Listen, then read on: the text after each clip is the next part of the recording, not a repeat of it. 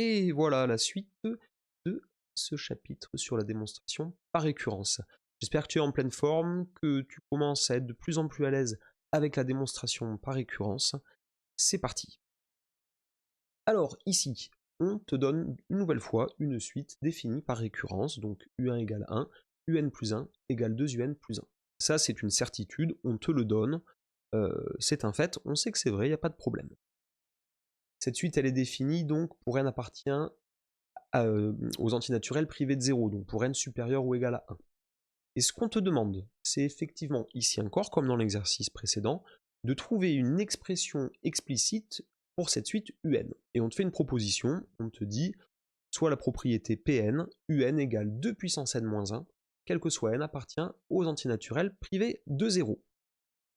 Tu reprends la rédaction exacte de ton enseignant, tu fais ton initialisation. Donc ton initialisation ici, elle va se dérouler pour n égale 1. Donc pour n égale 1, donc on se passe au premier rang. On a U1 qui vaut 1, donc ça c'est donné, c'est vraiment ce qui est ici, c'est une certitude. Et là, comme tout à l'heure, attention, tu ne dois pas commencer par écrire U1 égale 2 puissance 1 moins 1 à partir de cette expression-là, puisque c'est la propriété que tu souhaites démontrer. Donc tu vas commencer par écrire que 2 puissance 1 moins 1, c'est égal à 2 moins 1, et que ça fait 1, et qu'effectivement 1 c'est aussi égal à U1. Et là tu dis que ta propriété est initialisée au rang n égale 1. Donc tu peux dire que P1 est vrai. P1 est vrai, et tu rentres donc dans l'étape d'hérédité. Et dans l'étape d'hérédité, tu reprends la rédaction exacte de ton enseignant comme d'habitude. Donc on suppose que la propriété est vraie pour n supérieur ou égal à 1, c'est-à-dire que notre hypothèse de récurrence, c'est que UN est égal à 2 puissance n moins 1. Et moi, alors pour n supérieur ou égal à 1, et moi je vais écrire mon but, parce que je veux vraiment garder en ligne de mire mon objectif final. Mon objectif final, c'est de voir si, supposer que Pn est vrai, c'est-à-dire supposer que Un égale 2 puissance n moins 1, eh bien me permet de démontrer l'implication suivante, c'est-à-dire que Un plus 1 égale 2 puissance n plus 1 moins 1 est vrai. Donc si j'arrive à passer de Un égale 2 puissance n moins 1 à Un plus 1 égale 2 puissance n plus 1 moins 1, eh bien j'ai réussi à prouver que ma propriété Pn est héréditaire. Ici, je démarre à partir de mon hypothèse de récurrence, c'est-à-dire je pars de Un égale 2 puissance n moins 1. Et la première chose que je souhaite faire, et bien toujours pareil, moi je m'occupe ici de ma partie de gauche, c'est-à-dire je voudrais passer de Un à Un plus 1. Alors passer du nème terme de la suite Un au n plus unième terme de la suite Un, il suffit pas d'ajouter 1, attention, je l'ai vu parfois là, non. Ce que tu dois faire, c'est regarder ce qu'on t'a donné dans l'énoncé. On te dit que UN plus 1 c'est égal à 2 UN plus 1. Donc toi, tu vas reconstruire ça, c'est-à-dire que tu vas tout multiplier par 2 ici. Ça va te faire 2 UN égale à 2 fois 2 puissance n moins 1. Et puis tu vas ajouter 1 des deux côtés. Donc tu vas avoir ici 2 UN plus loin plus 1 égale donc 2 puissance n plus 1, parce que 2 fois 2 puissance n, c'est comme 2 puissance 1 fois 2 puissance n, ça fait 2 puissance n plus 1. Et 2 fois 1, ça fait moins 2, donc 2 fois moins 1. Et on ajoute 1, puisqu'on a ajouté 1 sur la partie de gauche, et bien tu ajoutes aussi 1 sur la partie de droite. 2 fois un plus 1, bah, d'après ce qu'on a ici, d'après l'énoncé, c'est bien un plus 1. Donc ici, j'ai le droit d'écrire que c'est le n plus unième terme de la suite UN.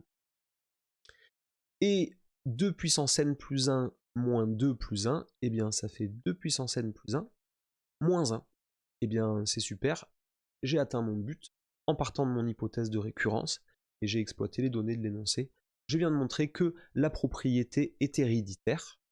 La propriété est héréditaire. Toi de ton côté, toujours pareil, tu utilises la rédaction telle que tu l'as vu en classe avec ton enseignant, au mot près, à la lettre près, ne perds pas des points comme ça, ce serait dommage. Ce sont quand même des points un peu gratuits. Et tu arrives à ton étape de conclusion, et là tu conclus aussi comme tu le fais en classe. Donc moi je dis que la propriété est initialisée au rang n égale 1, et que la propriété est héréditaire. Elle est donc vraie, la propriété Pn, pour tout entier n supérieur ou égal à 1. Voilà, j'espère que ça va bien t'aider. Pour t'entraîner, je te conseille d'aller sur le site APMEP, le site de l'association des professeurs et de l'enseignement en mathématiques. Je ne connais pas le sigle exact, mais tu trouveras sur ce site énormément de sujets corrigés qui vont te permettre de t'entraîner et de progresser. Tu peux déjà aller regarder parce qu'il y a de nombreux sujets dans lesquels, enfin la plupart, tu trouveras des exercices sur les suites avec des démonstrations par récurrence. Quand on est en terminale, de toute façon, on a choisi les spécialités physique-chimie et les spécialités maths. Il y a franchement 2 sites incontournables qui sont Labo Lycée pour les sujets de physique-chimie corrigés. Tu peux aussi déjà y aller. Tu as commencé par la diffraction ou les acides et les bases, vas-y, fais des exercices, entraîne-toi. Et puis le site APMEP, comme je viens d'en parler. Allez, j'espère que tout ça, ça va t'aider. Il faut que tu t'entraînes, il faut répéter les exercices en maths et en physique-chimie, il faut prendre l'habitude, ne pas subir, parce que c'est fatigant déjà que vous avez plein d'heures de cours, certainement trop d'heures de cours, et vous auriez peut-être besoin d'un peu plus de temps pour vous entraîner, travailler, plutôt que d'ingurgiter, parce que les maths et la physique-chimie, finalement, c'est beaucoup d'automatisme, des règles de calcul à connaître. Si tu sens que tu as des difficultés avec les produits en croix, les fractions, les puissances, entraîne-toi un petit peu, reviens un petit peu en arrière, reviens sur ce que tu faisais en troisième et en seconde pour vraiment maîtriser ces bases de calcul, parce que tu en as besoin à chaque étape, et il n'y en a pas tant que ça, mais pour les assimiler, il faut les apprendre et aussi les éprouver, il faut faire des exercices pour pouvoir te construire des images mentales et t'habituer à reconnaître et à voir ce qui est faux et ce qui est correct, faire la différence entre les deux. Voilà, eh bien bon courage, alors en sciences et puis à bientôt.